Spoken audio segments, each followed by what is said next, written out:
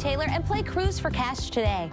Welcome back, everyone. No matter what's happening with your finances, we can all do something to help animals. Queen of the Jungle, Kelly Diedring Harris, is back, and she's brought some friends along. Hi, Kelly. Hey, good morning. Aren't they gorgeous? Tell us about who we're holding here. Well, Dave is holding Mariah. This is a sulfur-crested cockatoo. Isn't she beautiful? And she comes from Australia. Cockatoos are from look at the Australia. underside of her. I don't know if you can see the underside of her wing. Isn't she gorgeous? And then you're holding Santana. And Santana is a military macaw from South America and Mexico. Wow. And they're actually my ambassador birds. Normally we talk all about the animals that I bring, but what I really want to talk about today is what you can do in your community to help animals. Most people love animals, right? Yes. Sure. I always say, if you don't like animals, I'm not sure I want to be your friend. I agree.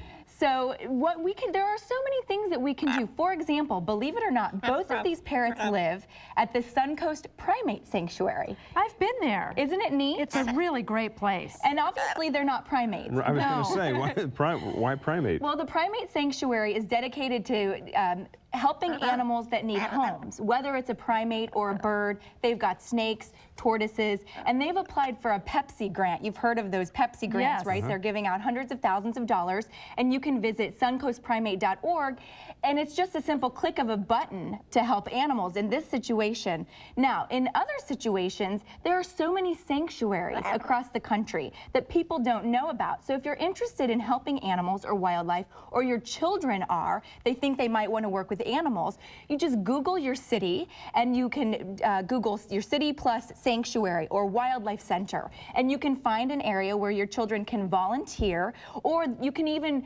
donate financially, or they can collect supplies. Like the Suncoast Primate Sanctuary collects produce from restaurants in the area to feed the animals. Cheetah lives there, you know that. Cheetah does. You met Cheetah. I met Cheetah. Yes, that's right. So there really are things that you can do. Now, zoos also. A good portion, if you go to your local zoo, a good portion of your entry fee, or say you buy a stuffed animal or you buy lunch at the zoo, sometimes we feel like it's expensive, but that usually goes towards a conservation fund. So when you're going to the zoo, consider it also a donation for helping animals across the country.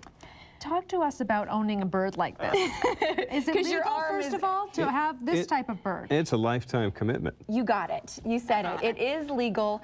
You want to make sure you do your homework and you know what you're doing. When you get a parrot, it's like raising a 3-year-old for the rest of your life, and they never age past 3, okay? Right. Now, I have a parrot, but I worked in a zoo for 5 years, so I know what it takes to care for a parrot. If you know and you have that commitment, just like with a dog or a cat or a hamster or a snake or whatever you get, you've got to commit to raising that animal so it doesn't end up at a sanctuary. Because believe it or not, in this economy, there are dozens of sanctuaries across the country that have had to close their doors. Oh, that's too bad. And they really need a lot of daily attention. You can't it's not, you can't leave them by themselves for a long time. They're very social animals. Both of these parrots live in flocks of 50 to 100 animals. So if they're sitting by themselves all day, they'll start plucking their feathers, or they'll develop behavioral problems like screaming. And a cockatoo, one species of cockatoo is said to have the loudest call of any animal in the world. I wanted everybody to So you see. can imagine having that in your home. You've got to give them that special attention, exactly like you mentioned. Mariah's stretching her wings. How long I'm trying to get people to see Mariah underneath. live? Mariah will live about 65 to 75 years on average. I know. And what about Santana here? Same here. And actually, certain species of macaw have been known to live over 100. Oh, so you're in for a while. That's a commitment. And that's exactly right. So if you don't want to bring one into your home, you can volunteer someplace. Even like National Wildlife Federation, there's places like that where you can volunteer. We do that every month.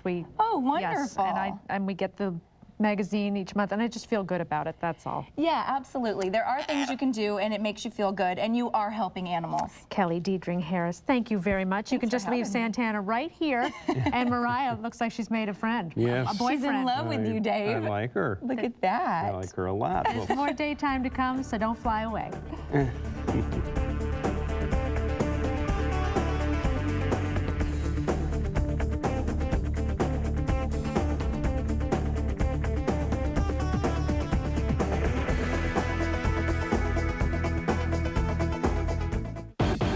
Daytime like